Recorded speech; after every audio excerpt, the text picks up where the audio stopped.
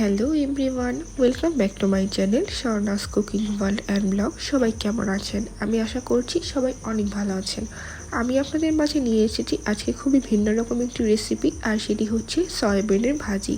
চলুন দেখে নেওয়া যাক আমরা এটি কিভাবে বানাতে পারি। প্রথমে আমি এখানে দিয়ে দিচ্ছি পরিমাণ মতো সয়াবিন তেল। প্রথমে আমি এখন আলুগুলো ভেজে নিব।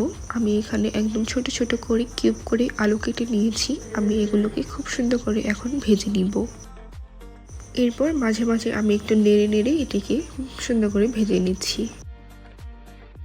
এরপর আমি আলুর মধ্যে দিয়ে দিচ্ছি সামান্য পরিমাণ লবণ। আর এই তো আলুগুলো একদমই ভাজা হয়ে গিয়েছে। আর এই একই তেলে আমি এখন সয়াবিনগুলো খুব সুন্দর করে ভেজে নিব। এখানে আমি 1 প্যাকেট সয়াবিন ব্যবহার করেছি। আর চুলার আঁচটা এখানে মিডিয়াম আঁচে থাকবে। এরপর আমি খুব সুন্দর করে এটিকে ভেজে নিচ্ছি এভাবে করে। আর সয়াবিনগুলো ভেজে নেওয়া হয়ে গিয়েছে। তারপর আমি এটিকে একটি পাত্রে উঠিয়ে নিব। তারপর আমি সেই কড়াইতে আবারও পরিমাণ মতো দিয়ে দিচ্ছি সয়াবিন তেল। এরপর আমি দিব গোটা জিরা। এই তো পরিমাণ মতো এখানে আমি জিরা ব্যবহার করেছি। তারপরে দিয়ে দিচ্ছি তেজপাতা। এখানে আমি 3টি তেজপাতা ব্যবহার করেছি।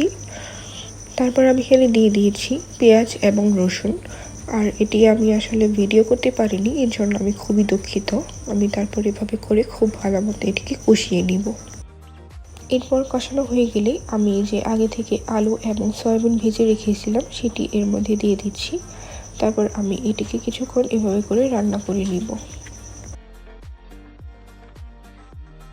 তারপর কিছুটা পরিমাণে রান্না হয়ে গেলে আমি এখানে ব্যবহার করছি আদা রসুন বাটা। তারপর দিয়ে দিচ্ছি 1/2 চা চামচ পরিমাণ লাল মরিচের গুঁড়ো। আর এখানে আমি হলুদ ব্যবহার করছি না, কারণ আমি যে আলু ভেজে রেখেছিলাম সেখানে আমি হলুদ দিয়ে তারপর ভেজেছি। এরপর দিয়ে দিচ্ছি পরিমাণ মতো কিছুটা পানি। তারপর পানি দিয়ে আমি খুব ভালো মতো নেড়ে নেড়ে এটিকে কিছুটা কষিয়ে নিব। এরপর দিয়ে দিচ্ছি কাঁচামরিচ এবং টমেটো। আর আমার রান্নাটা কিন্তু একদমই হয়ে এসেছে। এরপর আমি নামানোর আগে এখানে দিয়ে দিচ্ছি গরম মশলার গুঁড়ো। তারপর মিডিয়াম আঁচে এটিকে খুব ভালো মতো ভাজা ভাজা করে নিব। এইটা দেখতে পাচ্ছেন পানিটা কিন্তু অনেকটা টেনে এসেছে। আর এরই পর্যায়ে আমার রান্নাটাও কিন্তু একদম হয়ে গিয়েছে, দেখতেই পাচ্ছেন।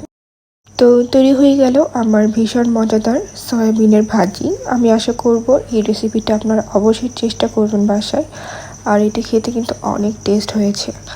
আর আমার রেসিপিটি ভালো লাগলে লাইক কমেন্ট শেয়ার করবেন এবং আমার চ্যানেলটি সাবস্ক্রাইব করে আমার পাশে থাকবেন। ধন্যবাদ। খুব শীঘ্রই দেখা হবে নতুন একটি ভিডিও নিয়ে।